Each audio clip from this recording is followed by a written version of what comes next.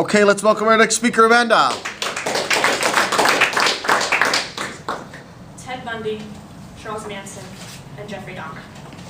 I want you to raise your hand if any of these names or pictures looked familiar to you. Why? The killers. Okay. Now, did you know that as I just listed those 3 well-known serial killers, there are possibly 50 unknown active serial killers in the United States right now? According to the FBI, they estimate there's anywhere between 35 to 50 active serial killers in the United States at any given moment. And this is just a conservative estimation. For one to be considered a serial killer, they must kill at least 3 or more people and have a cooling off period between each murder. So today I'm going to talk about what possesses people like the aforementioned to kill by looking at 3 angles: their typologies, the biological factors, and the social factors. So the first angle I'm going to talk about is what sets off these serial killers and 2 common typology models. Something that sets off a serial killer and causes a break in their mind is called a trigger. And this is according to the book Criminology: The Basics by Sandra Walkley. Some examples of these triggers could be a mental or personality disorder, a childhood trauma, or a trauma you endured during your life, such as a breakup. No. There you go. It is said that Ted Bundy's trigger was the breakup with his college sweetheart, which caused him to kill over 100 women. And these are just his known victims. Notice how they all are dark-haired, parted down the middle. Ted Bundy falls under the model I'm going to mention now, which is the organized and disorganized model, which is commonly used today. According to psychology, public policy, and law, organized serial killers tend to be of average intelligence, socially competent, hold a skilled job, tend to plan their crimes, and during their crimes they tend to use restraints or weapons that they then take with them once the crime is completed. Like I just said, the organized killers tend to respond to these triggers, and it is very common in serial killers. The second I'm going to talk about is the disorganized killer. According to the aforementioned source, there's little planning for these killers. They're below average intelligence, socially incompetent, and their crime scenes tend to be messy or chaotic, and they tend to leave the bodies out on display. And the disorganized killer is much rarer than you'd see than the organized. The second model I'm going to talk about is the Holmes and Holmes model, which was created in 1998 and is comprised of either 4 or 5 points, depending on which source you look at. There you go. The first one is the visionary killer, which tends to respond to your audio or visual hallucinations. These tend to be your psychotic killers. The second one is the mission-oriented, which has a mentality of ridding the world of something. The third is the power and control killer, which tends to favor the power they have over life and death. And the fourth and fifth are your lust and thrill, sometimes combined into your hedonistic killer, who tend to just kill because they have a desire to. They just feel like it. So now that I've talked about the typologies and what sets them off, I'm going to talk about the biological factors. The second angle I'm going to talk about is the biological factors dealing with both good and bad brain functioning.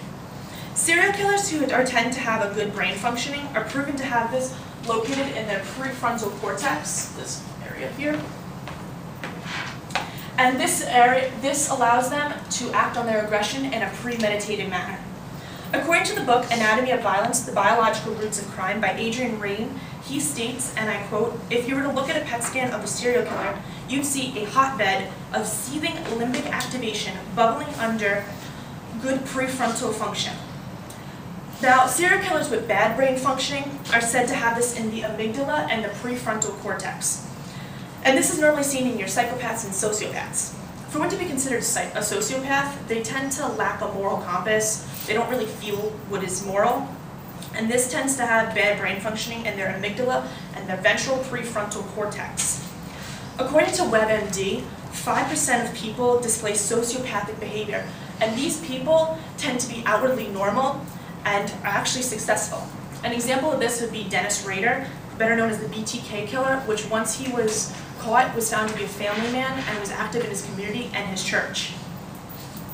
Now, if one was to look at a PET scan of a serial killer, you'd find a lack of brain functioning in their dorsolateral and their medial prefrontal cortex, which tends to deal with decision-making and violence.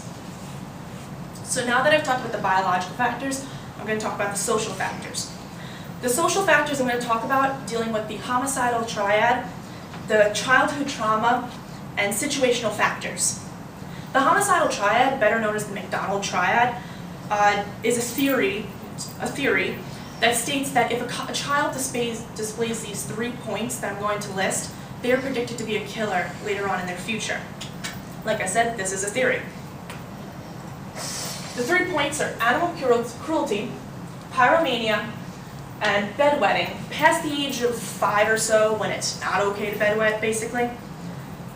The second is the childhood trauma, which psychologists, when studying serial killers, tend to focus on abuse, neglect, paternal and maternal rejection, poverty, and a lack of feeling like they belong when they're kids. This is also known as identity disturbance. And during a psychopathology study of a convicted serial killer done by the Journal of Investigative Psychology and Offender Profiling, psychologists asked multiple questions to the serial killer about the situational factors while they were growing up, because these tended to have effect on his or her mind.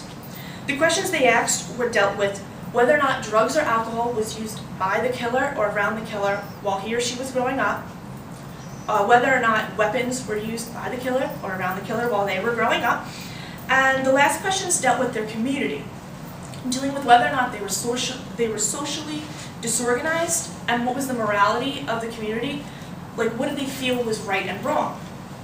So now that we've looked at the social factors, we've basically covered all 3 angles. So today we talked about what possesses these killers to go into their homicidal frenzies by looking at the typologies, the biological factors, and the social factors. I do want you to keep in mind that there are shades of gray when studying serial killers, because they are humans like you and I, and humans are complex. Their minds are very complex. With that being said, I want you to think that as I just gave this speech, as many as 50 random people could have been murdered by unknown serial killers in the United States alone. Thanks.